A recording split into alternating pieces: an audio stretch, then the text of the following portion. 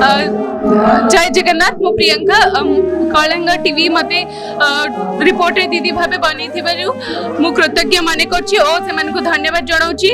आमे माने आज पहुंच जाइछु केन्द्रापड़ा जिला भरतपुर पंचायत बेणाझरी बट पाखरे एठी महायज्ञर आयोजन चलछि। आज पुण्याहुति चलछि।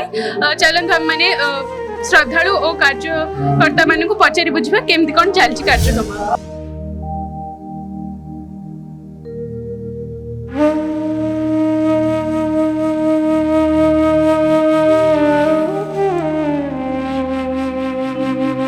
उच्चकोटीर बेणाझरी बट लीला क्षेत्र अलौकिक महिमा थिबारु बहु दिन पुरातनर ये यज्ञ अनुष्ठित चली अछि।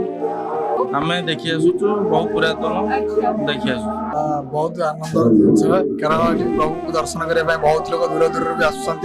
तो ये बहुत दिन आम पिला भी देखी आसु ता पूरा पूर्वर भी आसुची। तो आम जी लोक भी आस बहुत दूर दूर ये आनंद राज प्रभु दर्शन कर वर्णित क्षेत्र महापुरुष श्री श्री अच्युतानंद महापुरुषंकर शिवकल्पर अष्टम अध्याय ये क्षेत्र विषय वर्णना अच्छी जे लुणा नदीर धार मधुसागर कूल ये बेल बरुण वृक्ष अवस्थित क्षेत्र में दिने सहदेवासी यज्ञ करेंगे यह स्पष्ट भाव में वर्णित अच्छी।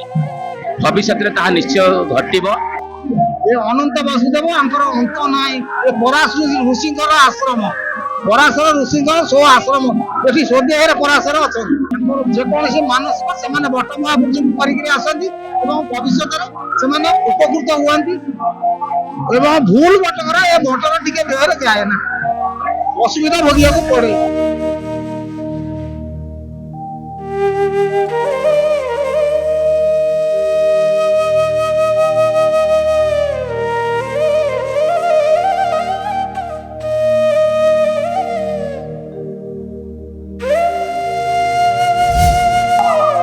नदी मधुसागर कहीं जिते बलदेव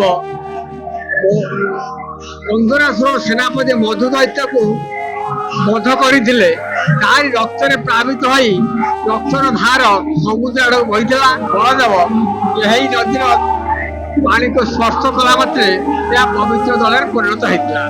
यहाँ हूँ पराशर मुनिक आश्रम यही आश्रम बहु लोक रोग व्याधि मुक्त होती। बेणाझरी मठ पुराण वर्णित मालिका अनुसार पद्मकल्प अनुसार महापुरुष अच्युतानंद दास लिखित पद्मकल्प अनुसार ये मठ मधुसागर कूल अवस्थित ये दिने मुनि पराशर आश्रम स्थल ये पुराण में वर्णित अच्छी शेषदेव यज्ञ करेंगे।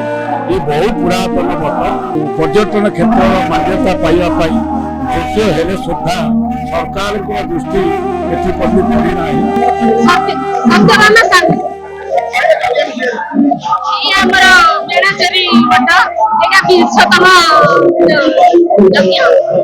वार्षिक उत्सव प्रति वर्ष 7 दिन धरी यज्ञ हुए। सीता नवमी ठारू आरंभ हुए चंदन पूर्णिमा दिन शेष पूजा आरती हुए। बहुत लोक समागम होते जो दिन गुरुवार लक्ष्मी नारायण पूजा पड़े से दिन लक्ष्मी नारायण विवाह उत्सव हुए। भगवान वासुदेव दयारू आज ये क्षेत्र एक नूतन परिवेश सृष्टि करद्वारा ये बहु प्राचीन काल यज्ञ कार्य अनुष्ठान करानुष्ठान होगी यज्ञ अनुष्ठान का महत्वता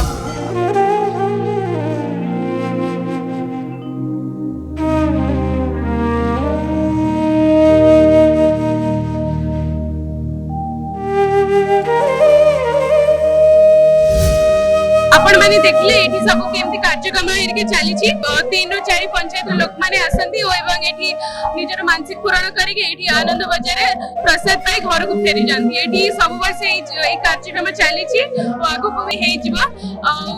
सरोज पांडे संग मु प्रियंका रिपोर्टर दीदी कलिंग टीवी।